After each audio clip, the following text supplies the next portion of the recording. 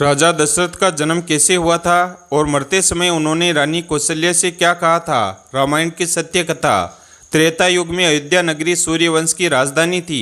इस वंश के राजा बड़े पराक्रमी, धर्मनिष्ठ और सत्यनिष्ठ होते थे। उन्हीं में से एक महान राजा हुए राजा दशरथ, जिनके पुत्र मर्यादा पुरुषोत्तम भगवान श्री राम हुए।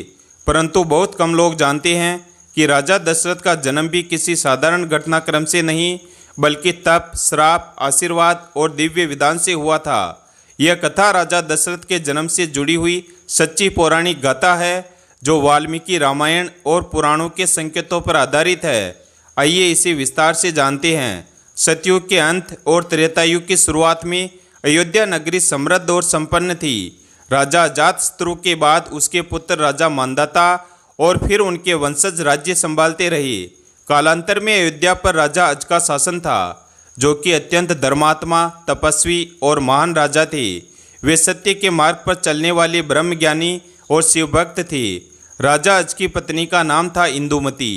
वह अप्सरा हरिणी की पुत्री और अत्यंत तेजस्विनी थी। वे दोनों एक दूसरे से अत्यंत प्रेम करते थे और भगवान नारायण की भक्ति में रत रहते थे। एक दिन राजा अज और रानी इंदुमती पुष्प वाटिका में विहार कर रहे थे।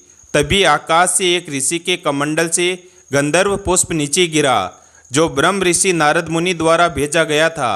वह पुष्प इंदुमती के सिर पर गिरा और उसी क्षण वह मूर्छित होकर पृथ्वी पर गिर पड़ी। थोड़ी ही देर में उसकी देह से तेज निकलकर आकाश में विलीन हो गया। राजा अज हतप्रभ थे। उन्होंने ज्ञात किया कि इंदुमती का यह देह त्याग उसके अप्सरा रूप के श्राप के कारण हुआ था। वह स्वर्ग से श्रापवश मृत्युलोक में जन्मी थी और जैसे ही श्राप समाप्त हुआ, वह स्वर्ग को लौट गई। राजा अज अत्यंत दुखी हुए और तप में लीन हो गए। राजा अज के जीवन में अब केवल राज्य और तप ही रह गया था। वे निरंतर एक योग्य पुत्र की प्राप्ति के लिए भगवान विष्णु और महादेव की उपासना करते रहे। उन्होंने कई वर्षों तक ब्रह्मचर्य का पालन करते हुए वनों में तप किया और फिर अयोध्या लौटे। कुछ समय बाद स्वर्ग से एक ज्योति प्रकट हुई और महर्षि वशिष्ठ ने राजा अज से कहा, राजन, तुम्हारा तप सफल हुआ है। तुम्हें एक दिव्य तेजस्वी पुत्र प्राप्त होगा, जो आगे चलकर धर्म की मर्यादा की स्थापना करेगा। अंततः समय आने पर राजा अज के यहाँ पुत्र उत्पन्न हुआ। जिस दिन वह जन्मा, उस दिन आकाश में 10 दिशाओं में प्रकाश फैल गया था। इसी कारण उसका नाम पड़ा दशरथ।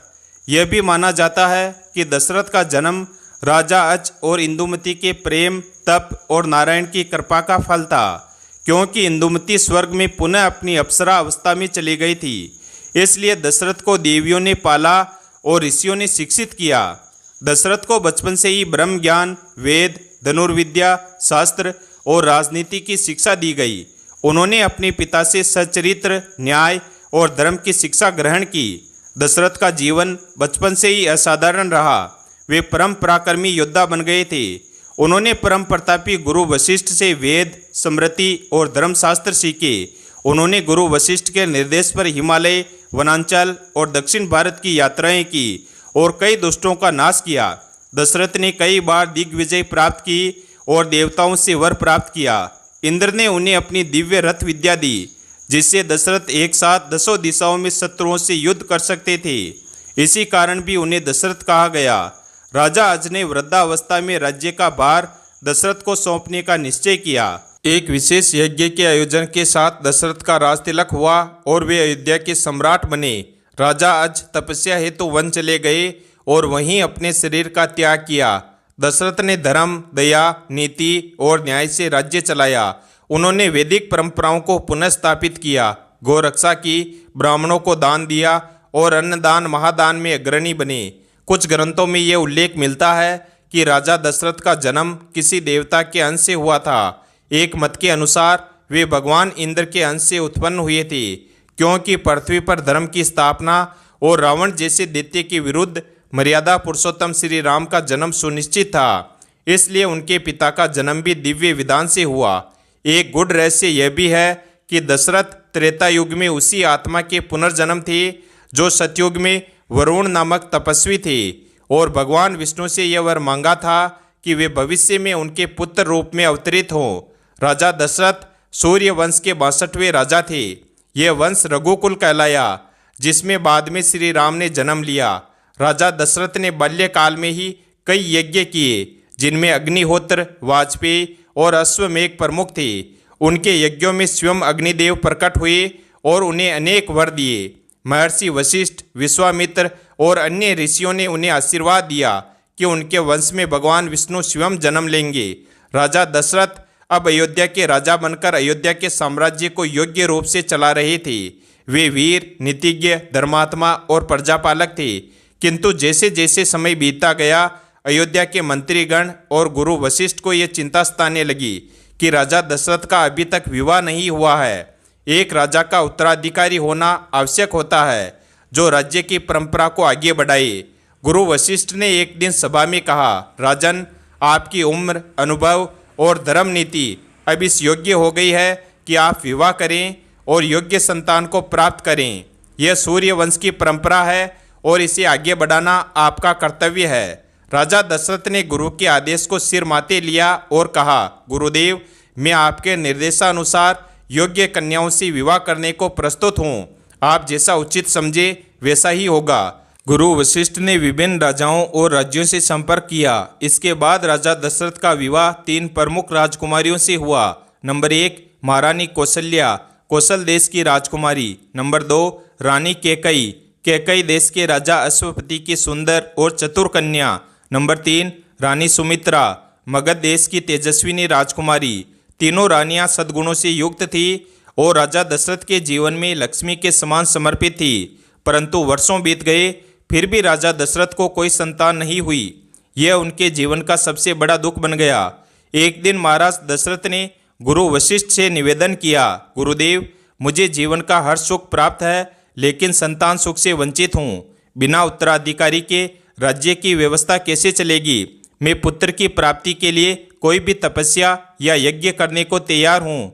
गुरु वशिष्ठ ने उन्हें पुत्र कामेष्टि यज्ञ करने का परामर्श दिया। यह यज्ञ विशेष रूप से उन राजाओं के लिए होता था जिन्हें संतान प्राप्त नहीं हो रही होती थी। गुरु वशिष्ठ ने कहा, राजन, महर्षि ऋषि शृंग को आमंत्रित कीजिए। वे अत्यंत सिद्ध और ब्रह्मज्ञानी ऋषि हैं। उनके द्वारा किया गया यज्ञ अवश्य सफल होगा। राजा दशरथ ने स्वयं ऋषि शृंग को आमंत्रित करने के लिए एक विशेष दूतावली भेजी। ऋषि शृंग अपनी पत्नी शांता के साथ अयोध्या पधारे। शांता राजा दशरथ की दत्तक कन्या मानी जाती है, जो अंग देश के राजा रोमपद को दान दी गई थी। ऋषि शृंग ने पुत्र कामेष्टि यज्ञ की सारी तैयारी स्वयं की। यज्ञ मंडप बनाया गया, ऋचाएं उच्चारित हुई, हवन किए गए और कई दिनों तक अनुष्ठान चला। अंतिम दिन जब आहुतियां पूर्ण हो गई तो अग्निदेव स्वयं प्रकट हुए। अग्निदेव ने एक सोने के पात्र में रखी हुई दिव्य खीर राजा दशरथ को दी और कहा, हे राजन, यह खीर देवताओं के अंश से बनी है। इसे अपनी रानियों को इस प्रकार बांटिए कि जैसा पुत्र आप चाहते हैं वैसा ही जन्म ले। राजा दशरथ ने गंगा जल से स्नान कर यज्ञशाला में प्रवेश किया और उस खीर को श्रद्धा से 3 भागों में बांटा।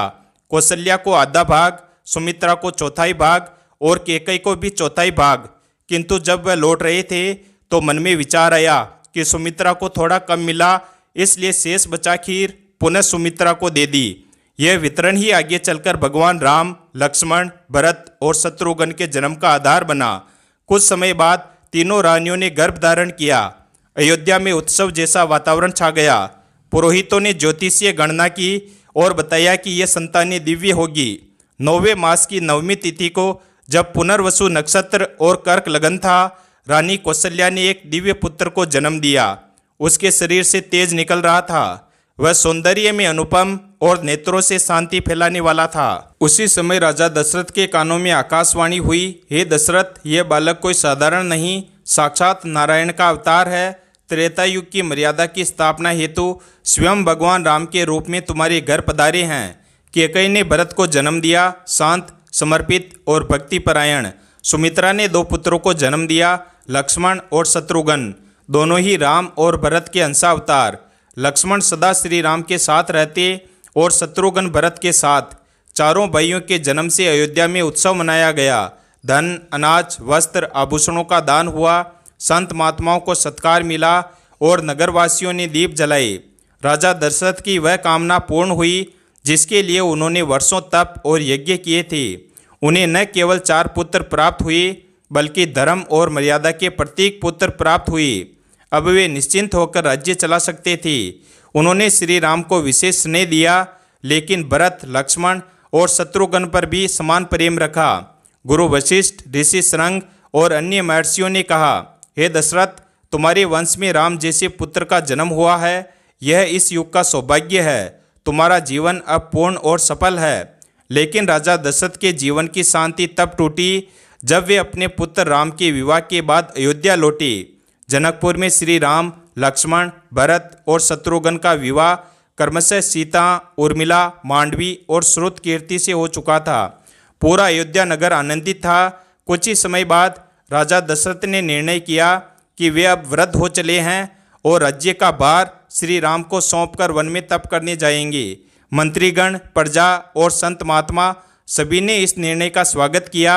राम को अयोध्या का युवराज घोषित करने की तैयारियां जोरों पर चलने लगी। लेकिन कैकई की दासी मंथरा को यह समाचार नागवार गुजरा। उसने कैकई के कान में विष घोलना शुरू कर दिया। रानी कैकई, सोचिए, यदि राम राजा बन गए तो भरत का क्या होगा? आपके पुत्र को कोई नहीं पूछेगा। कैकई का हृदय धीरे धीरे विष से भरता गया। वह राजा दशरथ के पास कोप भवन में चली गई और 2 वरदानों की मांग की। नंबर 1, भरत को राज्य मिले। नंबर 2, राम को 14 वर्षों का वनवास हो। यह सुनते ही राजा दशरथ का हृदय चित्कार कर उठा।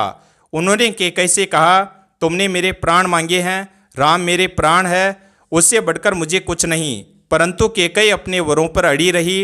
राजा दशरथ धर्म के बंधन में बंधे थे। उन्होंने वचन दे रखा था। विवश होकर उन्होंने राम को वनवास देने की घोषणा की। जब श्री राम को यह समाचार मिला, उन्होंने बिना किसी विरोध के अपने पिता के वचनों की रक्षा के लिए वन गमन स्वीकार किया। उनके साथ सीता और लक्ष्मण भी चलने को तैयार हो गए। राजा दशरथ बार बार कह रहे थे, राम, मुझे छोड़कर मत जाओ। मैं तुम्हारे बिना जी नहीं पाऊंगा। तू मेरा जीवन है, प्राण है, धर्म है, शक्ति है। परंतु श्री राम ने पिता की आज्ञा और मर्यादा की रक्षा को सर्वोपरि माना। उन्होंने अपने पिता के चरणों में प्रणाम किया और बिना किसी क्रोध या आक्रोश के वन के लिए प्रस्थान कर गए। श्री राम के वन गमन के बाद राजा दशरथ का हृदय पूरी तरह टूट गया। वे दिन रात राम राम पुकारते रहते। उनका मन राजमहल, रानियों, मंत्रियों और प्रजा से उचट गया। वे बार बार मूर्छित हो जाते। रात्रि को नींद नहीं आती, आंखों से आंसू रुकते नहीं। वे श्री राम की बाल लीलाओं को याद करते, सीता की सरलता और लक्ष्मण के समर्पण को याद करते और कह उठते, हे राम, मैंने तुझे अपने हाथों से पुष्पों की तरह पाला। अब तू कांटों पर क्यों चल रहा है? शरीर दुर्बल हो चला था। एक रात वे आकाश की ओर देखने लगे और धीमे धीमे बोले, हे प्रभु, अब मैं नहीं रह सकता। मेरे प्राण राम में बसते हैं। जब राम नहीं है तो मैं क्यों रहूं? आधी रात के समय उन्होंने अपनी पत्नी कौशल्या का हाथ थामकर कहा, राम राम, अब मैं उसे देखने नहीं जा पाऊंगा, मुझे क्षमा करना। इतना कहते ही उनके मुख से अंतिम शब्द निकले, राम राम, और उन्होंने प्राण त्याग दिए। पूरा अयोध्या नगर रो पड़ा। राजमहल में चित्कार मच गया। गुरु वशिष्ठ, ऋषि शृंग, मंत्रीगण, सेवक सभी शोक में डूब गए। भगवत भाव से जुड़ा हृदय कभी नाश को प्राप्त नहीं होता। जैसे ही राजा दशरथ ने प्राण त्यागे, देवदूत स्वर्ग से आए और उनकी आत्मा को दिव्य विमान में बैठाकर ले गए। आकाशवाणी हुई, यह वही दशरथ है जिन्होंने धर्म और सत्य के लिए अपने प्रिय पुत्र को भी त्याग दिया। इन्हें विष्णुलोक में स्थान मिलेगा। उनकी आत्मा ने राम के चरणों की स्मृति में विहल होकर शरीर का त्याग किया और सदा के लिए अमर हो गई। इधर भरत और शत्रुघ्न, जो कैकई के भाई के यहाँ गए हुए थे, उन्हें जैसे ही समाचार मिला, वे तुरंत अयोध्या लौटे। नगर में मातम, व्याकुलता और शोक का दृश्य देखकर वे सब समझ गए। भरत ने राम के बिना राज्य को अस्वीकार कर दिया और वन की ओर प्रस्थान किया। उन्होंने कहा, मैं अयोध्या के सिंहासन पर केवल प्रभु राम की खड़ाऊ रखूंगा। मैं केवल उनकी चरण रज से राज्य चलाऊंगा। उन्होंने दशरथ जी का विधि पूर्वक अंतिम संस्कार किया और उनके श्राद्ध, तर्पण व ब्राह्मण भोज आदि विधियों को पूरा किया। राजा दशरथ का जीवन हमें बताता है कि एक आदर्श राजा, पति और पिता क्या होता है। उन्होंने धर्म के लिए अपना सर्वस्व त्याग दिया। पुत्र वियोग में अपने प्राण तक दे दिए, पर वचन और धर्म से नहीं हटे। उनकी कथा आज भी हमें यह सिखाती है, धर्म का पालन करने वाला कभी पराजित नहीं होता। त्याग का फल सदा अमर होता है। वीडियो अगर पसंद आया हो तो वीडियो को लाइक करें और हमारे चैनल शिव भक्त को सब्सक्राइब करें और अपने दोस्तों के साथ शेयर करें और कमेंट बॉक्स में जय श्री राम अवश्य लिखें। धन्यवाद।